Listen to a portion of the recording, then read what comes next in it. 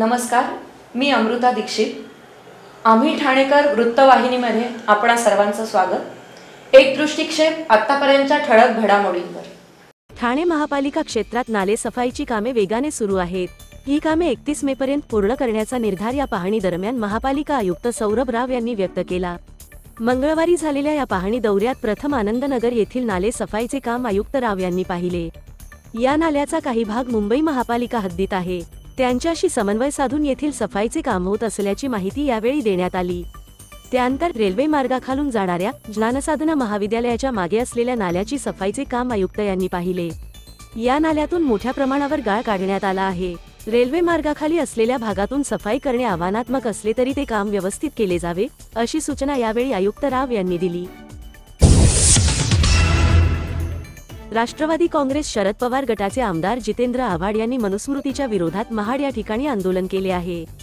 या आंदोलनादरम्यान जितेंद्र आव्हाड यांच्याकडून बाबासाहेब आंबेडकर यांचा फोटो फाडण्यात आला. याच्याच विरोधात ठाण्यातील राष्ट्रवादी काँग्रेस अजित पवार गट आक्रमक झाला आहे. आमदार जितेंद्र आव्हाड यांची प्रतिमा फाडत निषेध नोंदवण्यात आला आहे.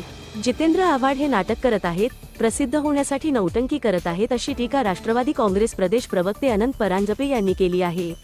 तर फोटोच जाळायचा होता, पुतळाच त्यांचा जाळायचा होता.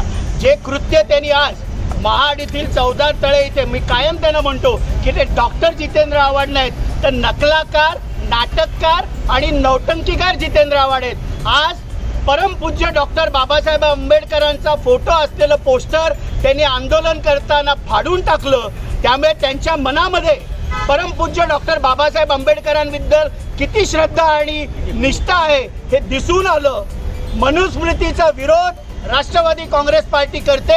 कुठल्याही परिस्थितीमध्ये मनुस्मृतीचे श्लोक पाठ्यक्रमामध्ये येणार नाहीत. हे राष्ट्रवादीचे राष्ट्रीय अध्यक्ष, राज्याचे उपमुख्यमंत्री माननीय अजितदादा पवार यांची स्पष्ट भूमिका आहे. पण ज्यांना नाटक करायची सवय ते आंदोलन करायला आज महाडला गेले आणि आंदोलन करण्याच्या भरामध्ये परमपूज्य महामानव बोधिसत्व भारतरत्न डॉक्टर बाबासाहेब आंबेडकरांचा अपमान त्यांनी केलेला आहे. त्यांच्यावर महाड येथील पोलीस स्टेशनवर फौजदारी गुन्हा, ते व त्यांच्याबरोबर फोटोमध्ये दिसणारे त्यांचे सर्व सहकारी यांच्यावर फौजदारी गुन्हा दाखल झाला पाहिजे, त्यांना अटक झाली पाहिजे, अशा प्रकारची मागणी राष्ट्रवादी काँग्रेस पक्षाची आहे. मागणी पूर्ण झाली तर पुढचं पाऊल कसं असणार? झालीच पाहिजे मागणी. मुख्यमंत्री माननीय एकनाथरावजी शिंदे यांना विनंती आहे, राज्याचे उपमुख्यमंत्री व गृहमंत्री माननीय देवेंद्र फडणवीस साहेब यांना विनंती आहे की डॉक्टर जितेंद्र आव्हाड यांच्यावर गुन्हा दाखल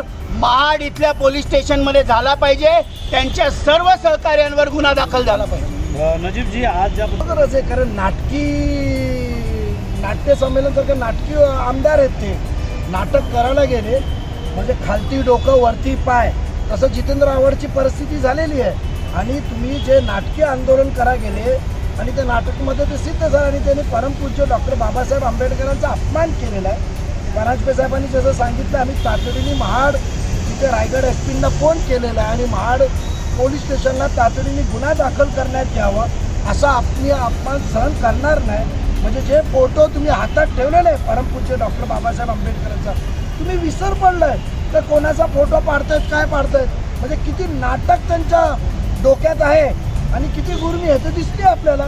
म्हणून महाराष्ट्रातली जनता पुरोगामी विचार मांडायचा आणि पुरोगामी विचार मांडत असताना आपण कसे कृत्य करायचे हे सिद्ध होतं. म्हणजे फक्त ते जीवावर खोटं आणि खोटंच म्हणणं आहे त्यांच्या मनात आणि त्या समोर आलेलं आहे. म्हणून पुरोगामी विचाराबाबतीत आम्ही असं अजिबात सहन करणार नाही आणि गुन्हा नोंदवल्याशिवाय आम्ही शांत बसणार नाही. आणि जेवढे फोटोमध्ये सर्व ठाणेतून घेऊन गेलेली लोक आहेत त्यांच्यावर गुन्हा नोंदवला पाहिजे. आमची भूमिका पक्षाने परवाच सन्मान्य दादांनी, राष्ट्रीय अध्यक्ष दादांनी मांडली आहे.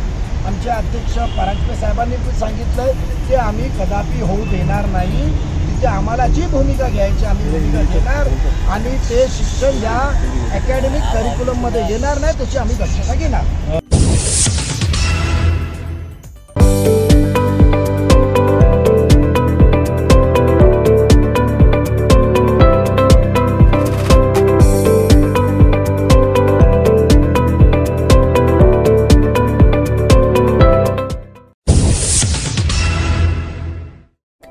नागरिकांना आवाहन करण्यात येत आहे की सध्या डासांमार्फत पसरणाऱ्या डेंग्यू या आजाराचा प्रसार रोखण्यासाठी प्रत्येकाने पुढील प्रमाणे कार्यवाही करावी.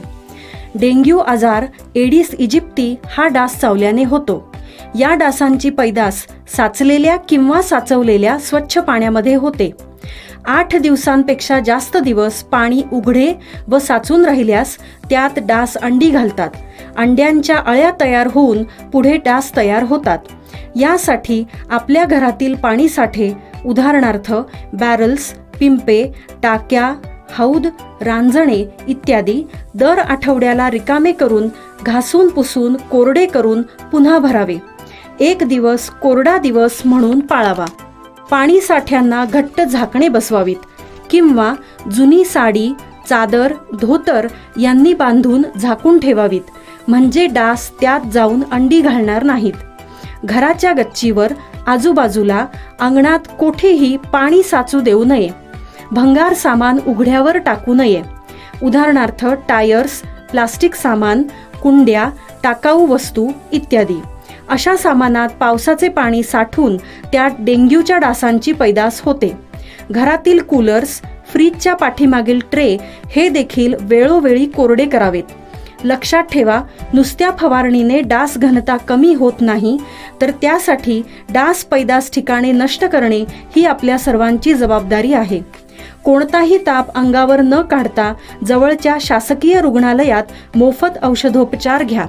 अशा प्रकारे नागरिकांनी सहकार्य केल्यास डेंग्यूचा प्रसार रोखणे सहज शक्य आहे.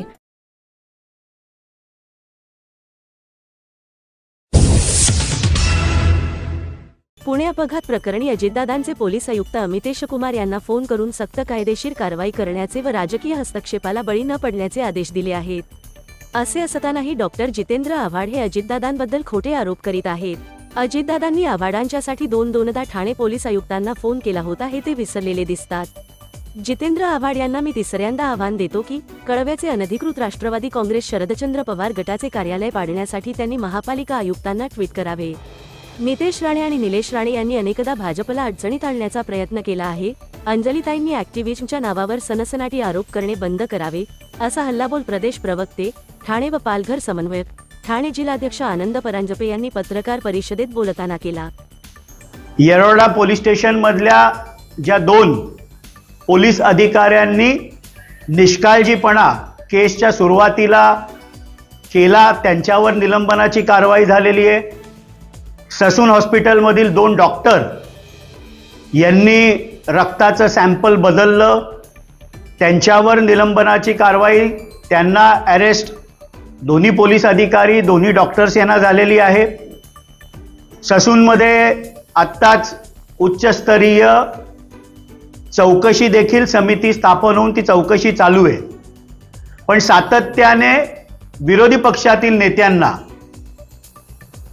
महायुतीतल्या तिन्ही नेत्यांवर आरोप करण्याची जणू सवयच लागलेली. आणि खास करून ठाण्यातील राष्ट्रवादीचे शरद पवार गटाचे नेते, माजी मंत्री डॉक्टर जितेंद्र आव्हाड यांना तर स्वप्नामध्ये कायम अजितदादाच दिसतात. येन केन प्रकारेनं महाराष्ट्रामध्ये कुठेही कुठली दुर्घटना झाली की त्याचा संबंध हा अजितदादांशी लावायचा ही त्यांची नेहमीची सवय झालेली.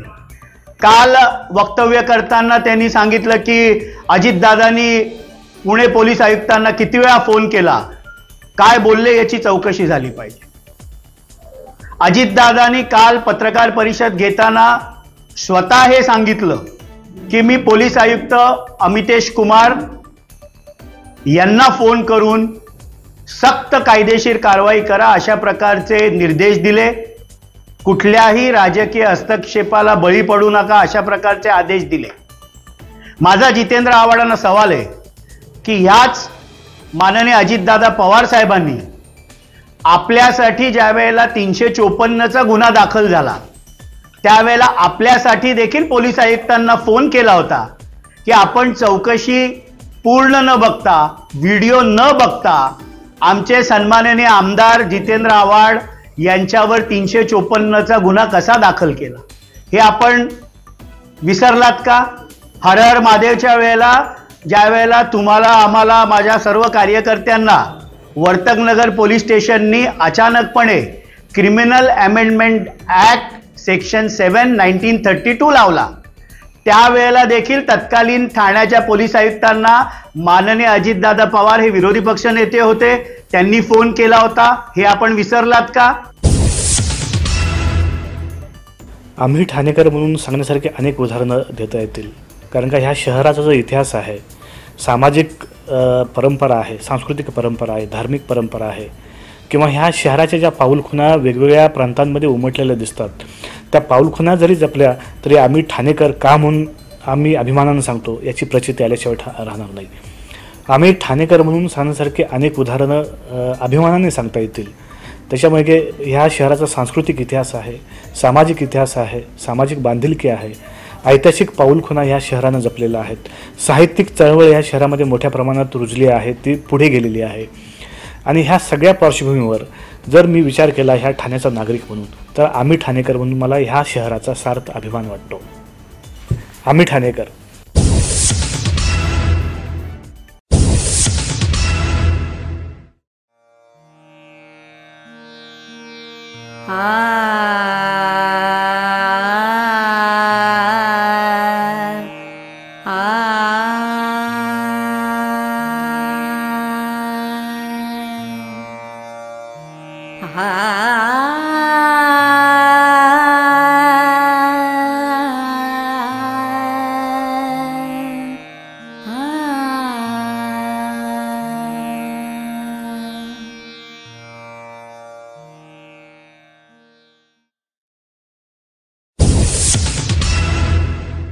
आम्ही ठाणेकर.